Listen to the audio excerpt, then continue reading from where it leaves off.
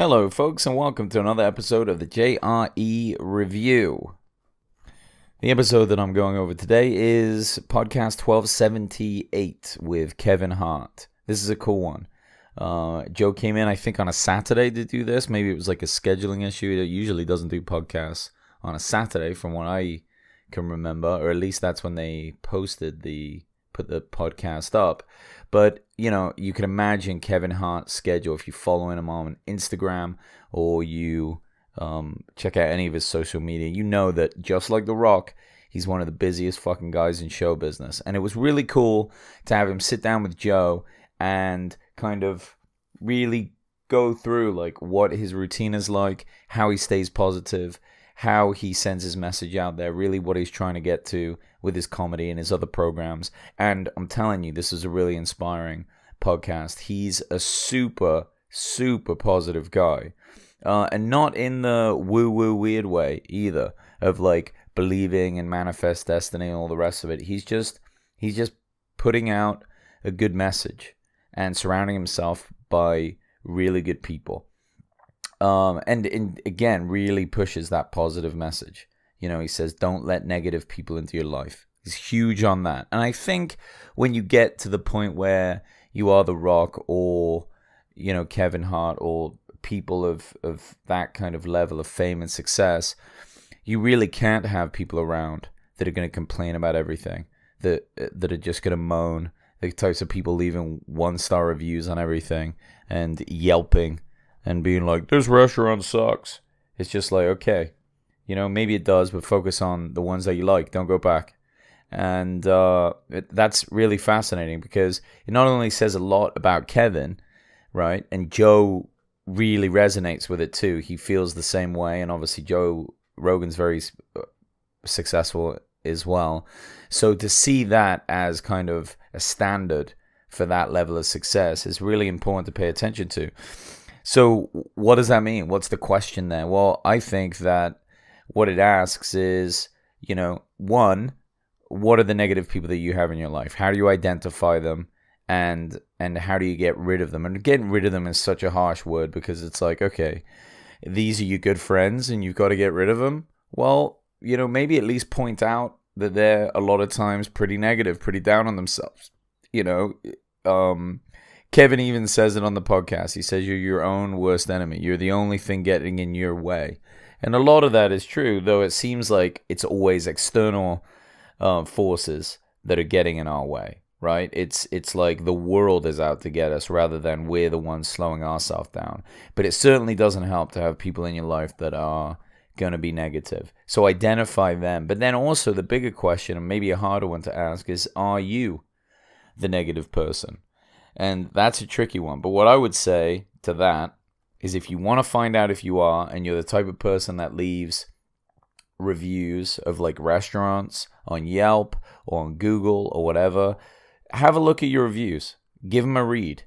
And if the majority of them are negative, then maybe you're a negative person in some aspects. And it's not going to serve you, right, from the message that these very successful people are saying. I'm not preaching to it. Listen, I don't know. But from what they're saying, you know, Kevin and Joe, it's not going to serve you. So think about it, you know? Think about those sorts of things. Think about the things that you focus on and see if you can make a change and make these things more positive just in yourself. That was the big takeaway I got from this podcast and why I really liked this conversation in a big way. They cover the Oscar stuff, right? So for those that aren't familiar, Kevin Hart was given the position of hosting the Oscars. And then something came up in his Twitter feed that like 10 years ago, he made like a homophobic reference. So he pulled out of the Oscars and they ended up not having a host. And he pulled out because of the controversy. He wanted to step away, you know, but he wanted to make it clear, listen, I'm not a homophobic guy. And I wasn't understanding the current situation to step in and you know, he apologized and did his thing and then just went quiet on the subject because that was the best way for him to handle it. It wasn't like keep pushing, and he said he wasn't educated on the plight of what people are going through today when it comes to, you know, the maybe the homosexual community and the struggles that they have and these different things. And he needed to be educated on it before he had a voice and before he spoke about it. And it was just like a stupid off-the-cuff comment that he made. And it was 10 years ago. Not to say that, you're instantly forgiven over time, but it wasn't a crime. It was just something that he said. And, people are paying the price for all sorts these days. He talking about when Kevin says that he's like giving back, right? He's really big on this, and he gets into it talking about financial help and helping people with credit in poor areas where like he grew up, or the types of communities that he was surrounded by when he was younger and when he struggled with money and finance. And he wants to like get this message out there and I really like that, because I mean he's a comedian and entertainer, but he's also hitting home to a fundamental aspect of our society, which is making money and being able to pay your bills. I mean, it's probably the single biggest concern for almost everybody all of the time. And I think that it's really fucking cool that he's spending that time to kind of turn around and get people together and put a message out there and being a voice to say, hey, save some money or invest it or whatever his message is. Because he was saying that, look, if a couple of like big wig white guys from Wall Street are preaching something to like inner city areas, of ethnic diversity, they're not listening. They can't relate. It doesn't make any sense. But someone like Kevin Hart, people are going to pay attention to, and they're going to be like, what is this message?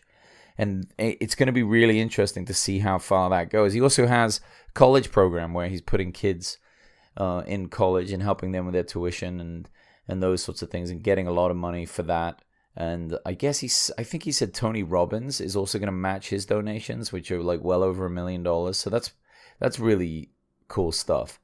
That these people are doing that and giving these people this opportunity. And then he also pays his respects. He's like humble in his own right, which I liked.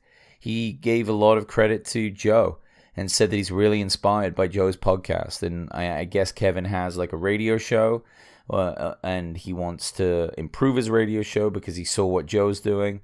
And it's about being inspired by other people doing well rather than being a hater, and I think a lot of it is just that they focus on it. There's only so much energy that you have, so much energy in the day. And you have to ask yourself, how much of it am I wasting being mad or jealous or pissed off with other people? Can I just say, all right, if I don't like something, maybe I can do it better. And if I'm jealous of something, then I should just be inspired by it and go try something like that myself. And I think that's really cool, because we've all been there. We've all been haters. We've all been frustrated. We've all been jealous. We've all been like, this sucks. You're an idiot. This is dumb.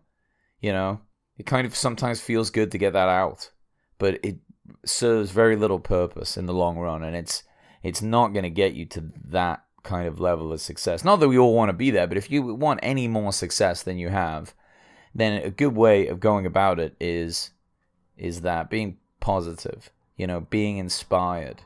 Kevin talks a little bit about his New York City comedy group.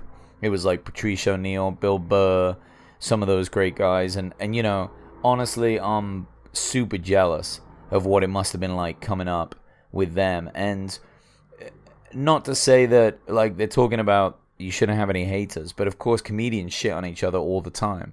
But they do it to kind of toughen each other's skin and to laugh and to have fun, and they were constantly giving each other shit. And he tells a story about how Patrice O'Neal threw a phone book at him, and you listen to that conversation in the podcast. I won't do the bit, but it's very, very funny, and it's brutal too. I can imagine as a comedian having your set interrupted midstream by somebody that just crushes you and then has a way better joke than you. It must be very difficult to survive from that. And if anything, it really makes you tighten up. I mean, that's going to make you want to have much better material so that shit doesn't happen to you at all. And then he talks a little bit. I mean, Kevin doesn't really have comedy that's insulting, really. But some people do. Some people have dark humor. And the point that Joe and Kevin make is that comedians don't write jokes to make hate, right? They do it to make you laugh, for sure. And if it doesn't make you laugh, then they change it, the joke, or work on it over time, or they drop it. And that's a very important thing to think about when you watch comedy or think about it, or you are offended, because it's not their goal. It's to create a reaction, but mostly they want laughter, right?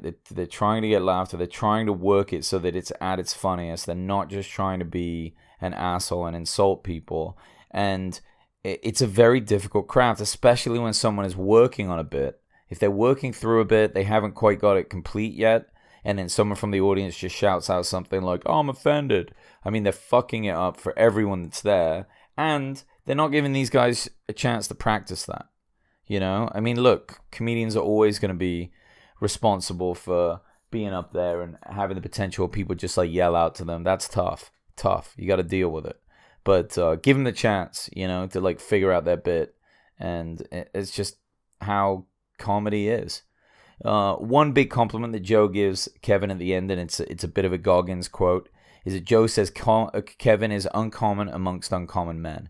And I really like that. And it's just that he's so super successful and still crushes and still pushes, that when Kevin talks about writing a book, right, or doing a podcast or having this message and like being as active as he is on social media, he's just trying to push what he's learned about all of this.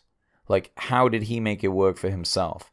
Was there something magical? Is it just luck? Or is there a bit of a process? And it seems like with a lot of these guys there is. And being very positive, not being a hater, you know, being super hardworking, but doing it for the right reasons, helping, giving back, all these things seem to resonate, and I think that's beautiful. I really do. I was super impressed by this podcast and this conversation, and it was really inspiring. I didn't know a great deal about Kevin Hart's philosophies and things, and it's really cool to hear it. I'm a bigger fan than I was, for sure. So I'm so glad that he was on, and I really hope that he comes on again. He was talking about doing it again, and I think it was a great conversation, and they certainly should, because someone as big as he is, you know, it's like getting The Rock on. It's like, let's get these guys on and let's hear their message and just enjoy that hour. But anyway, thanks guys for listening. I really appreciate it. Peace.